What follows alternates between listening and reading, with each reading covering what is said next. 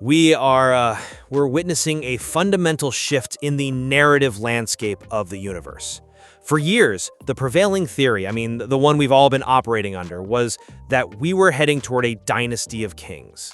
We expected this, war of infinite conquerors, a sprawling, messy conflict across timelines.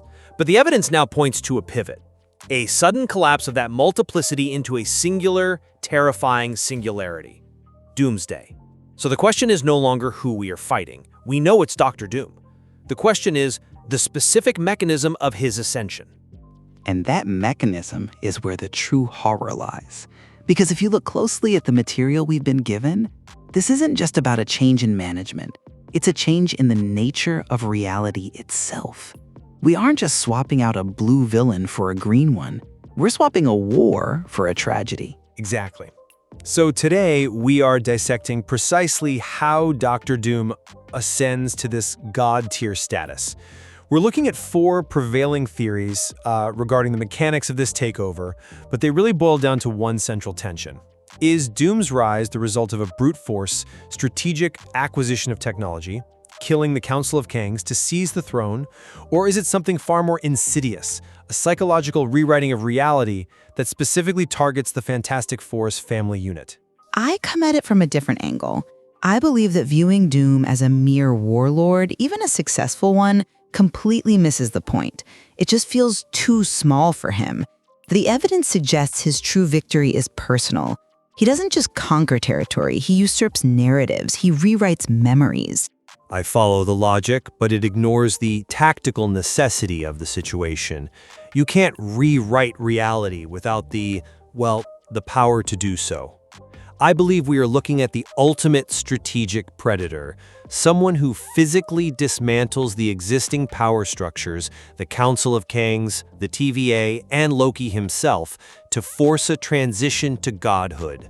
I am the advocate. And I believe the war is already over, because the heroes have already been converted. I am the dissenter. All right, let's get into the position statements. I want to lay out the case for the strategic conquest first, because we have to address the elephant in the room, the power vacuum. In the comic source material, specifically the 2015 Secret Wars event, the catalyst for the collapse of the multiverse is a race of omnipotent beings called the Beyonders. They are the ones burning it all down. But in the current landscape we're analyzing, we don't have Beyonders. We have Kangs. And plenty of them. Exactly.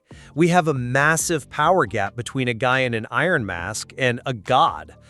My position is that the most credible path for Doom to bridge that gap isn't magic, it's theft. He has to steal the infrastructure that the Council of Kangs has spent eons building. We've seen the Council, thousands of variants from across the multiverse in that Coliseum. They have god-level technology, endless knowledge of timelines, and access to the spaces between universes. These aren't mortals, they are walking paradoxes. My argument is that Doom solves the Kang problem, not by ignoring them, but by exterminating them. That is a staggering amount of violence to enact. You're talking about wiping out thousands of timelines and variants who have mastered time travel. It seems, almost impossible for one man. It is calculated. By wiping out the Council, Doom absorbs their greatest strength: multiversal control. The Council understands how to weaponize time. If Doom takes that knowledge, he becomes untouchable. But the ultimate target, and the evidence points to scenes taking place inside this organization, is the Time Variance Authority, the TVA. The administrative state of the multiverse. Precisely. Doom isn't just killing Kang to steal a suit. He's invading the house. He is taking over the organization that keeps the multiverse in check. And now that Loki is the spine of the multiverse, literally holding the branches of time together at the end of existence, he becomes the final obstacle. Doom's acquisition of Kang's tech is merely the means to an end, to assassinate or displace Loki and seize the role of prime architect. He is building a kingdom by hijacking the machinery of existence. That is a compelling argument for a tactical genius. It fits the profile of a man who wants absolute order, but I just don't buy that it's the whole story. I think focusing on the mechanics of time travel blinds us to the mechanics of the heart, which is where Doom truly operates. My position is the psychological usurpation argument. Then make the case. Why does the psychology matter if he has the gun? Because the danger isn't that Doom kills his enemies. It's that he converts them. We have imagery, strongly supported by the visual evidence we're analyzing, showing Doom standing peacefully with Sue Storm and Franklin Richards. He isn't holding a weapon. He isn't holding them hostage in chains. He is standing with them as a protector. They look happy. Appearances can be deceiving, specifically with Doom. I mean, he is a master of robotics, of Doombots. He could be simulating a reality. But look at the context and the players involved. Sue Storm is the Invisible Woman. She is capable of putting force fields inside a Celestial's brain. She is a powerhouse. If Doom were a physical threat to her child, she would strike without hesitation. The fact that she doesn't implies something terrifying. She doesn't see him as a threat, she sees him as family. So you're suggesting brainwashing? I'm suggesting total erasure. Drawing from the Secret Wars precedents, specifically the Battleworld arc, Doom's methodology is likely to remove Reed Richards from their memories entirely. He installs himself as the husband and the father figure. This isn't a physical siege of the TVA, it is psychological warfare enacted on the most powerful family in existence. He has won their loyalty, and if he controls Franklin Richards, a child who can create universes through love, he doesn't need to steal Kang's technology. He has a reality warper calling him dad. It's a disturbing image, I'll grant you that. The idea that the conquest is internal rather than external. But let's move into the core debate, because I think the evidence for my strategic conquest theory is actually hidden in the very place you're looking, with the child, Franklin Richards. You're referring to the books found in the source material, the reading list. I am. We see Franklin reading 3 specific texts. One of them is The Very Hungry Caterpillar, and another is Charles Darwin's On the Origin of Species. Now, you might see a bedtime story, but I see a roadmap for forced evolution and consumption. How do you get forced evolution from a children's book about a caterpillar eating plums? Think about the narrative structure. The Very Hungry Caterpillar is about a creature that consumes everything in its path: apples, pears, plums, cakes, until it builds a cocoon and fundamentally transforms into something else. It consumes to evolve. Franklin is a cosmic anomaly. He consumes energy to rewrite reality. But you pair that with Darwin, survival of the fittest. That is a brutal strategic doctrine. It implies that Doomsday is a literal culling of timelines. It supports the idea of incursions, where 2 universes collide and only the strong survive. Doom is forcing an evolution, and he is using Franklin as the engine. But the philosophy is pure Darwinian conquest. I see the logic, and I appreciate the connection to incursions. But you are completely ignoring the 3rd book. And frankly, the 3rd book is the key to the whole psychological trap. It undermines the idea that this is about survival of the fittest. A fly went by. It's a simple chase story. It's not just a chase story. It's a story about a misunderstanding. A fly runs from a frog, the frog runs from a cat, and so on. It's a chain reaction of panic. But what causes it? A harmless lamb stuck in a bucket, making a noise that everyone misinterprets as a monster. The lamb isn't dangerous. The fear of the lamb causes the chaos. And you think Doom is the lamb? That seems contrary to his character. He usually enjoys being the monster. Not at all. It is the ultimate Trojan horse strategy. Doom presents himself as the lamb, quiet, helpful, maybe the one man who can fix the incursions. He gains their trust. The Doomsday event isn't triggered by an attack. It's triggered by the heroes trusting him. If Sue and Franklin don't run from him, if they embrace him, that mistake kicks off the collapse. He doesn't need to swing a weapon if he can trick you into handing him the keys to the kingdom. I'm not convinced by that line of reasoning because it relies too heavily on passivity. It assumes Doom waits for them to make a mistake. Doom is active. So let's look at the second point of contention, the mechanism of power. You say he relies on Franklin. I say he relies on the TVA. Why is the TVA necessary if you have a godchild? Franklin Richards can create pocket universes in his bedroom. That is infinite power. Because Franklin is volatile. He's a child. The TVA is structural. It's hardware. If Doom kills the Council of Kangs, which the material suggests is his way of replacing the Beyonders, he absorbs the knowledge of He Who Remains. He becomes the new Prime Architect.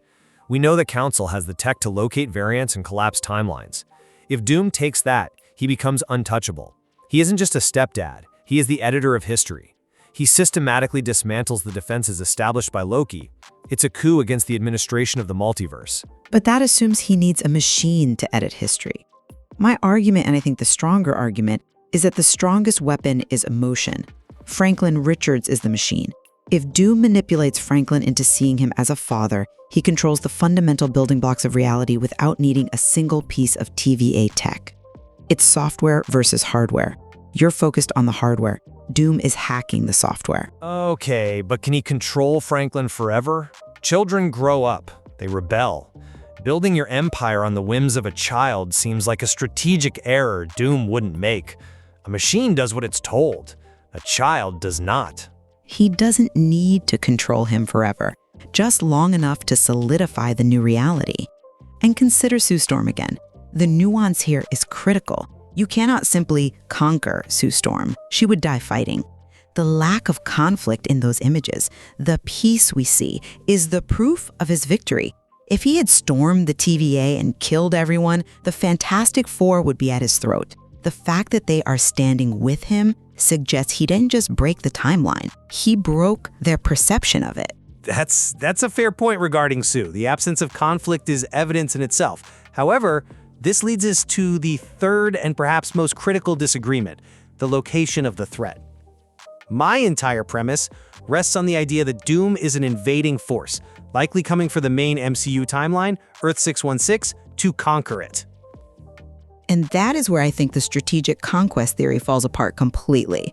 I don't think he's invading. I think he lives here. Explain that. Earth 616 hasn't had a Doom. We've watched this universe for 15 years through Thanos, through Ultron. There was no Victor Von Doom. Exactly. It hasn't had a Reed Richards either. It's a vacuum. The Trojan horse theory, or theory 4 in our material, suggests Doom is already in Earth 616 and has been for some time. But we saw a ship in the recent events, the Thunderbolts connection. A massive vessel piercing the dimensional rift, arriving over the New York skyline. That screams invasion. That screams, I am here to take over. Does it? Or does it scream search and rescue? We know the Fantastic Four have been gone for 4 years in their home timeline, likely upgrading tech and exploring the multiverse. The theory recontextualizes that ship not as Doom's invasion vessel, but as a vessel piloted by the Fantastic Four chasing Doom. So you're saying they are hunting him? I'm saying they are trying to retrieve Franklin from a universe that was never supposed to have them. Think about it. Earth 616 is the main timeline. It lacked a Reed Richards. It was the perfect hiding spot for Doom to establish his kingdom, Latveria, and raise Reed's family as his own without interference. That actually aligns with the political landscape we've seen hints of. We've heard mentions of Latveria as an existing nation in passing. So if Doom has been here quietly building power in a world without his greatest rival, he's not an invader. He's a rooted sovereign. Precisely, and that changes the dynamic for the Avengers completely. I have to admit, that explains why the Fantastic Four have been absent. They are technically late to their own universe. They aren't the first ones here. Doom beat them to the punch. The Avengers aren't facing an alien fleet like Thanos. They are facing a geopolitical power that has already integrated itself into the world. So, if we follow this logic, the ship in Thunderbolts is Reed Richards trying to break into a reality where his wife and son already belong to someone else. Yes, and that is why it's a tragedy, not just a war. Reed is fighting a god who has already stolen everything he loves and convinced them that they were never his to begin with. It recontextualizes the entire conflict. It's not about saving the world from a bomb. It's about saving your family from a lie. This brings us to a terrifying synthesis. As we move to our conclusion, I think we have to acknowledge that these two positions, the strategic and the psychological, might not be mutually exclusive.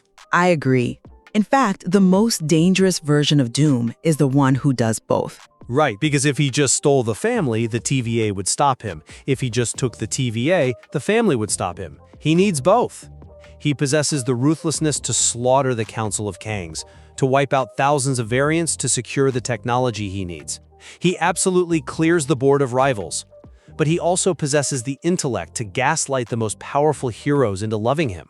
It's the combination of the macro and the micro. He secures the multiverse by taking the TVA, but he secures his personal safety by holding the moral high ground with Franklin and Sue. He builds a fortress out of time and a shield out of love. It forces us to reevaluate the threat level for the Avengers. They are unprepared. They are looking for a conqueror, a mad titan who wants to snap his fingers.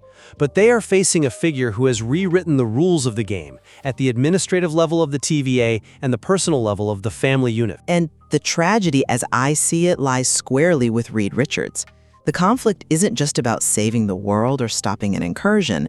It's about a man trying to rescue a family that doesn't remember him. He is fighting a ghost story. Doom offers them a perfect life, peace, protection, a father who is present. How do you fight that? You don't fight it with punches. It's the problem.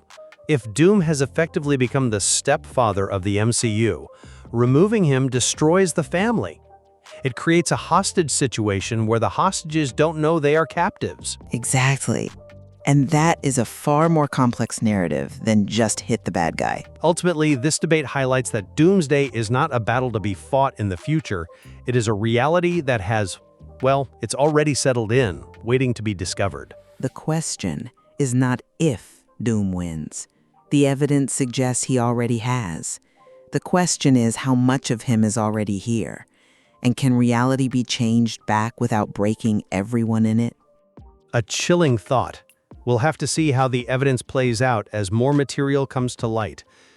But for now, the distinction between strategic conquest and psychological usurpation seems to be blurring into one singular, overwhelming threat. Indeed. And it's a threat that requires us to look at every shadow and every book on a child's shelf with a lot more scrutiny. That's all the time we have for this edition of The Debate. Thank you for listening.